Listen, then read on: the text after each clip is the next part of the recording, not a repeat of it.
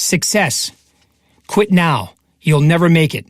If you disregard this advice, you'll be halfway there. David Zucker. Like it or not, the measure of our lives is made by success.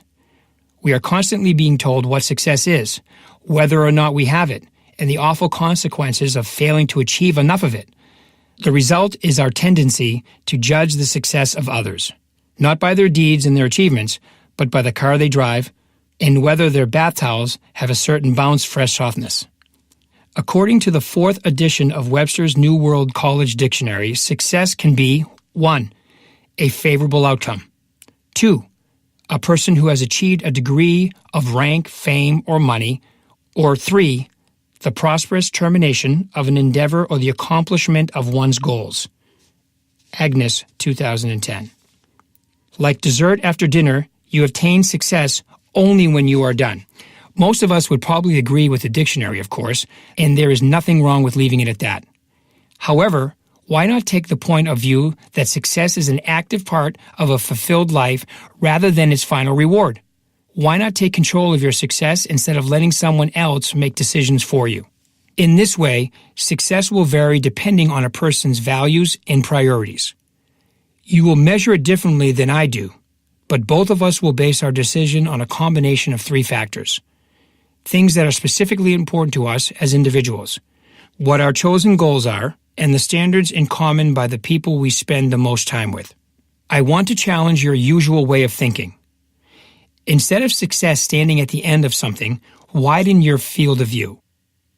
Picture success as a springboard for action or a habit for living, as a reason to get up every morning and head out for the day on a non-stop collision course towards your goals. Success is the spark that moves you forward even during those days when you don't really feel like it. And then, when your dreams are so close that you can reach out and touch them, success is the engine that drives you to set a new goal, higher than the last. This is how you maximize your potential. Success is a verb. It is a process that evolves with your goals and the habits you create to achieve them. Think about it. Each of us is exactly where we are today because of the choices we have made and the actions we have repeated over time. Each one of us has an unique repertoire of habits and everyday routines, literally hundreds of them, that simplify, regulate, and navigate our lives through a world that continually bombards us with sights, sounds, and choices. This automation is so important that our brains are actually hardwired at birth to be receptive to habit building. Without them, we would simply freeze under the weight of sensory overload. By far, the majority of our habits are positive, but there always seem to be that 1 or 2 that do us no good. Too bad they don't come equipped with a remote on and off switch. In order to change, you're going to have to get up and do it yourself. If you want to make a change that sticks, the kind with a meaningful, positive impact, you're going to have to take responsibility for your behavior, make a commitment to change, and be willing to do the necessary work. If you are reading this book, you have probably reached a turning point in your life. For any number of reasons, you want to make some changes. You may have been rolling the idea around your head for a while because things just aren't working out the way you thought they would. Maybe you had a wake-up call, an experience with enough impact to snap you out of an autopilot. That condition, where boredom, stress, or a lack of focus can cause you to lose sight of the most important things in life, and you want some help getting back on track. Whatever the reason, you are here now and it is time to take action. Habit replacement therapy. Okay, I admit the name sounds funny, but habit replacement therapy can help you maximize your potential and create a daily routine that will have a positive impact on your life. How do you maximize your potential? By replacing negative old habits with positive new ones. I know, bad habits. And yes, you know they are bad, are notoriously resistant to change.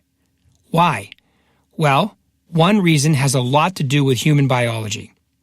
Certain habits, like the bad ones, hell, especially the bad ones, are quick to reward you with pleasure. Pleasure is the sensation you feel when your body releases the hormone dopamine into your bloodstream. Our brains love dopamine. To get more, we repeat the behavior associated with the release of dopamine, and the cycle goes on, repeating itself until the habit is formed. And every time you repeat the behavior, it gets much harder to stop. It's not your fault, it's that darn biology. Smoking is the perfect example to illustrate how the process works. If you have ever tried to smoke, you know what happens. All the coughing and gagging with those first puffs off a cigarette, but you are motivated to learn. A cigarette held aloft makes you look oh so smart and well-traveled. So you practice and practice until eventually you can smoke with the best of them. Now you've done it. You have successfully created a very bad habit and one that you cannot seem to stop. That's the bad news. But there is good news too. Remember how you had to practice to get into the bad habit of smoking? You can do the same thing to create a positive habit or routine. If you are anything like me, you know how difficult change can be. Fortunately, our brains are flexible and capable of learning new things even in the face of some pretty tough obstacles. The key is in persistence and practice. If you follow through and keep repeating the new activity, your brain will quickly learn the behavior and commit it to memory. Soon you will have set the foundation for a new, more productive habit. It has been said that habits make the man. Aristotle proposed the maxim, quote, "We are what we repeatedly do," end quote. In other words, if your goal is to be more productive, you need to get in the habit of planning. If you want to be physically fit, you need the habit of exercise. Look at the habits in your life. What do they say about you? If you want to reduce the restless feeling of being unfocused and replace it with a happier, more productive outlook, it is imperative that you break from the old habits and develop good ones in their place. For this, you need a plan. If you have to make decisions every single day about whether you are going to go to the gym or read a good book, when you allow those routine choices to be left at the whim of the moment of the day's circumstances or your current mood, you will spend more time running in circles instead of ahead. This is just a single point in the daily cycle. There's also the point that is mentally and physically draining to make the same decisions day after day, and the more you fail to live up to your goals, and the more times you break a promise to yourself, the less confident you'll become and the fewer successes you will have with each new endeavor. Keep up this counter routine for any length of time, and it won't be long until you will see yourself as a failure, and all this becomes a miserable habit in the cycle that feeds on a self-fulfilling prophecy. People who believe that life is hard often feel that way because they have not developed the kind of habits that support a positive, meaningful life. This type of failure can turn every day into a tug-of-war between what they want to accomplish and what they end up with instead. Lost to them is that sweet spot where habits make them stronger, healthier, and happier, where most of your everyday decisions and behavior have become automatic, freeing your time to focus on what really matters and giving you that feeling so central to a satisfied life, that feeling of making continual progress. If you are not happy where you are with your habits, you will find practical tips in every chapter that are simple and effective in turning things around. I know this because I've seen it happen. One of my main goals when I was in the real estate sales business was to become the most successful salesperson I could be. I am also willing to take it a step further and to tell you that you already have the potential to achieve the level of success that you want. The question is, how do you reach that potential? Over the years, I have seen hundreds of successful people achieve their dreams. I have seen over and over the same characteristics make the best of them stand out from the rest. As it turns out, all habitually successful people seem to have 5 characteristics in common. The great news is that all 5 qualities can be learned by anyone with commitment and practice. The 5 qualities of success. First, successful people start with the end in mind. Let me explain by giving you an example from real estate sales. My goal this year is to complete 75 deals. Based on my numbers from last year, I need to make 32 contacts per day. I make 11 contacts per hour, which means I need to prospect 3 hours a day, and so on through their schedule to quantify the entire day. They also use their minds to visualize specific images of what they want and what they have to do to get there. They use photos and pictures to illustrate their goals, which are then posted to a dream board that they can see every day. Their dream board is both a reminder of the reward that they are working for and a way to reinforce the why in what they do each day.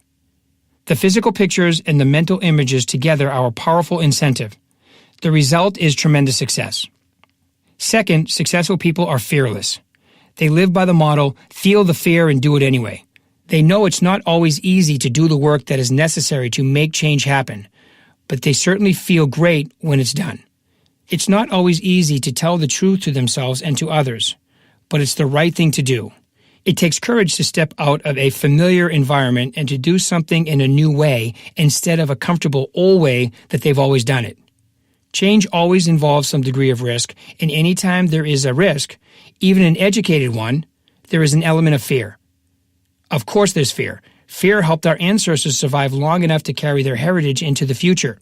Fear is a signal to act with caution, to use your brain rather than to act blindly. Success is feeling the fear without being frozen by it. Third, success takes a lot of energy. Successful people seem to have energy in reserve. There will always be those occasional days when they have to fake it to make it, so they have devised certain strategies to keep up their energy level. One of these strategies is having a powerful morning habit. Get up early, spend some time reading, meditating, praying, or saying affirmations, and then some type of workout routine. This could be anything from a high-intensity weight workout to a nice long walk and anything in between. If your morning routine does nothing to boost your energy and to give you an attitude to match, it's time to make a switch to full-time. The fourth quality successful people have is their great people skills. Communication is central to when it comes to successful relationships, even more so if you are in a sales situation. Even people outside the field of professional sales will find themselves in sales situations on a daily basis. Anytime the goal is to convince someone to do or believe something, you are in a sales situation. Parents trying to get their kids to eat more vegetables, a wife convincing an errant husband to take the trash out, and your teenager persuading you that they are mature enough are all examples of selling in everyday life. An important skill for sales professionals is building rapport. One way to achieve this connection with your clients is to repeat and approve what your client/prospect says while remaining your authentic self. Being able to mirror and match your prospect's communication style and body language takes some practice to master, but when you do, you will stand out from the competition in a good way. For the non-professional, your relationships with others will improve in proportion to your ability to establish rapport. Finally, successful people fail. The critical difference between those who succeed and those who don't is in their mindset. Achievers make mistakes, but they don't allow mistakes to define who they are. They fail, but they do not allow failure to set the terms for how they live. Instead, failure is an opportunity. Yes, I know this has become some of a cliche, but it's true. A setback gives you the opportunity to pause and assess your actions, to make adjustments, and to change direction if need be. On the other hand, a setback can give you a reason to quit. Successful people might consider quitting an option, but not for long. They keep pushing forward, battered and bruised, because they believe in themselves and in their goals. Of the 5 qualities of success, how many of them do you have right now? Can you identify what you need to improve on, learn about, or practice more in order to become first-rate at what you do and to achieve the level of professional fulfillment that you want? Mapping with your mental GPS. There's an interesting skill associated with success that I've seen in some of the people I've coached. Successful people have an internal guidance system that gives them the ability to form a mental image that maps out the direction for any desired destination. It's the ability to construct a mental route to their goal. There may be changes along the way, of course, with ups and downs or unexpected detour, but the goal stays always in sight. Success is inevitable. It's like having a self-generating GPS of success. This is not as crazy as it may sound. If I want to drive to a specific place that I have never been to before, I simply use the GPS in my car to calculate my route by entering the exact street address of where I want to go. In fact, I would enter the zip code too. Once this information is plugged into the GPS and I've hit the enter button, all I need to do is follow the directions. I don't ever argue with my GPS. If you do argue with your GPS, we have an entirely different conversation. I take this right, that left, go west here, travel south there, and ta-da, I arrive at my destination. Here's my question to you. Do you believe that you can do the same thing with your life and your goals? If you don't, or if you think I might be a little crazy just for asking, that's okay. I believe you do have a mental GPS system that is just waiting to be put to use. I have experienced it in my own life, and I have witnessed it in others. Your mind has the power to map a route to your success, and it's up to you to follow that route to your goal. Whether the GPS of success is a learned skill or a gift at birth, who knows? All of us are genetically coded to go out into the world and get what we want. Chomsky, 2006. The quest to reach for what lies just ahead is a fundamental human condition that transcends the raw need to survive and gives meaning and purpose to our lives. These are advantages that should not be taken for granted. Connect with your mental GPS. It is your inner guide to success and proof that the human mind is far more powerful than we can imagine. Honestly, you have nothing to lose by trying this. Believe in the destination, believe in the power of yes, and you can accomplish amazing things. The magic begins when you know your destination, your goal, and you believe in it. It becomes a part of your chemistry, your way of relating to the world. And so it is that every step closer to achieving your goal is another step closer to the habit of success. Your mind will know what to do without question. You will take the next step forward simply because it is necessary to the process. It's weird how it starts to happen automatically. When you believe in the destination, success will follow. Still, I do not think that success comes along suddenly like an epiphany. Rarely does it explode onto the scene in a once-in-a-lifetime flash of brilliance. This truth is, therefore, not a quick fix or an easy way out of whatever it is you've been doing the same way for so long. Success is earned through the hard work of trial and error. It's tough, and to get it, you've got to be tougher. Heck, if it were easy, everybody would be doing it. They're not. What most of them are doing is giving up on the very first fail. Wimps. Well, there's no wimps here. The bottom line is this. Being successful is perfectly legal, but so is selling yourself short. It's your decision. Which way do you want to go?